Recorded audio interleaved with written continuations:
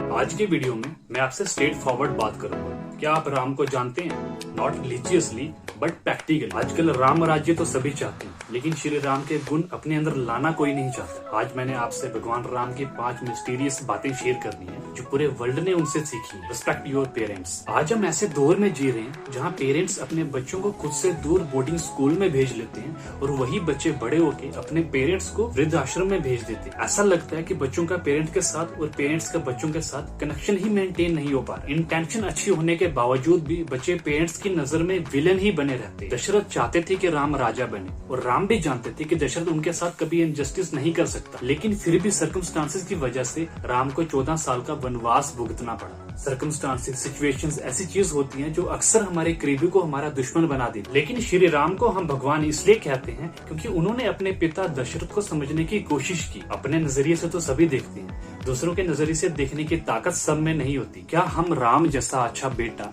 या अच्छी बेटी बनने की कोशिश कर सकते हैं? और दूसरी चीज आती है सबको साथ लेकर चलो। वनवास एक मेटाफर है। एजुकेशन कंप्लीट होने के बाद हम सब कॉर्पोरेट के जंगल में निकलते हैं बिना किसी अनुभव के, जहाँ अलग अलग क्रिएचर्स का हमें सामना करना पड़ता है। हालांकि राम एक प्रिंस थे, लेकिन फिर भी उन्हें वन में जाके जीरो से स्टार्ट करना पड़ा। वन के प्राणियों से मदद मांगनी पड़ी, फिर वो जटायु हो, वानर हो या छबरी हो। जब तक हम कंफर्ट जोन में होते हैं हम दुनिया से अनजान होते हैं, लेकिन इस सेम पर्सपेक्टिव के साथ बाहर की दुनिया में डील करना बहुत बड़ी दुविधा है। यहाँ सर्वाइव करने के लिए हम सबको मदद की जरूरत पड़ती है। एक्चुअली असली जेनेटर वही है जो सीईओ से लेकर पियोन तक सबको सेम ट्रीट करे। क्या हम लोगों को रिस्पेक्ट देने की कोशिश कर सकते हैं? तीसरी चीज आती है a promise is a promise. Friendship और टॉक्सिक फ्रेंडशिप में एक ही डिफरेंस होता है। जो लोग आपसे सिर्फ फायदा लेना चाहते हैं आपके स्किल की वजह से, आपके सोशल स्टेटस की वजह से या अपने किसी पर्सनल इंटरेस्ट के लिए, तो बेसिकली वो दोस्त नहीं होते। सुग्रीव ने अपने भाई बाली से अपनी पत्नी और अपना राज्य वापस लेने के लिए श्री राम से मदद मांगी और बदले में श्री राम को लंका तक पहुंचाने का वादा किया, लेकिन राज्य वापस मिलते ही सुग्रीव अपना वादा भूल गया। कहते हैं कि your network is your net worth, लेकिन जो नेटवर्क आपसे मदद चाहता हो और जरूरत के समय अपना मुंह मोड़ के साइड चला जाए तो एक्चुअली वो नेटवर्क नहीं होता। कुछ दोस्त पैरासाइट्स होते हैं जो सिर्फ एक तरफा दोस्ती में विश्वास रखते हैं। तो क्या हम ऐसे टॉक्सिक दोस्तों की पहचान कर सकते हैं? हम सब जानते हैं कि भगवान राम ने माता सीता को वापस लाने के लिए कितने संघर्ष किए, कितने सैक्रिफाइस से वो निकले। वो नॉर्थ इंडिया से लेकर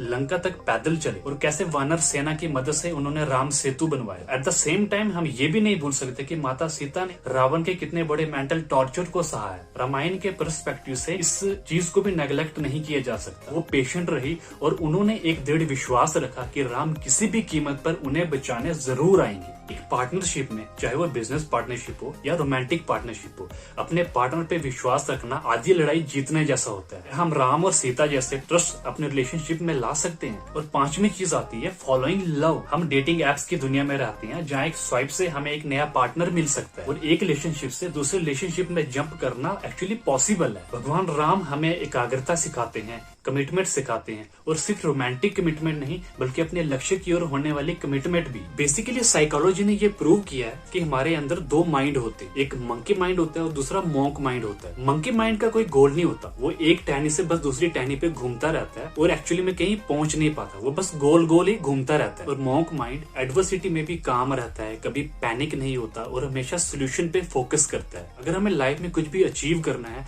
कुछ ऐसा कर दिखाना है जो एक्चुअल में लोगों को इंस्पायर करे, तो हमें लाइफ में एक पर्पस ढूंढना होगा, गोल का पीछा करना होगा, उसको फॉलो करना होगा। और ये आसान नहीं। कमिटमेंट, लव, पर्पस, इन सब चीजों के लिए मेहनत करनी पड़ती है, तपस्या करनी पड़ती है, स्ट्रगल करनी पड़ती है और हो सके तो वनवास भी जाना पड़ता है। जो ये काम कर सकता है उसके आगे दुनिया झुकती है। आज इस बात पे डिबेट होती है कि प्रिंस राम जैसा महापुरुष कभी इस दुनिया में था भी या नहीं, या ये सिर्फ एक मनगढ़ंत कहानी है। और लोग पूछते हैं कि प्रूफ क्या है? मुझे लगता है कि भगवान राम को एटर्नल बनाने का, शाश्वत बनाने का सिर्फ एक ही तरीका है, वो है उनके क्वालिटीज को हम अपनी रियलिटी में बदलें। क्योंकि जब मैं हाथ जोड़कर भगवान विष्णु के अवतार श्री राम को प्रणाम करता हूँ तो मैं उनकी क्वालिटीज, पेशेंस और सीता माता के लिए किए हुए सैक्रिफाइस को प्रणाम करता हूँ और प्रार्थना करता हूँ कि भगवान राम जैसा बेटा बनूं, राम जैसा लीडर बनूं और अपनों के लिए कुछ अच्छा करूं। और अगर आपको मेरा ये प्रयास अच्छा लगता है तो इसको अपने दोस्त, साथियों के साथ शेयर कीजिए,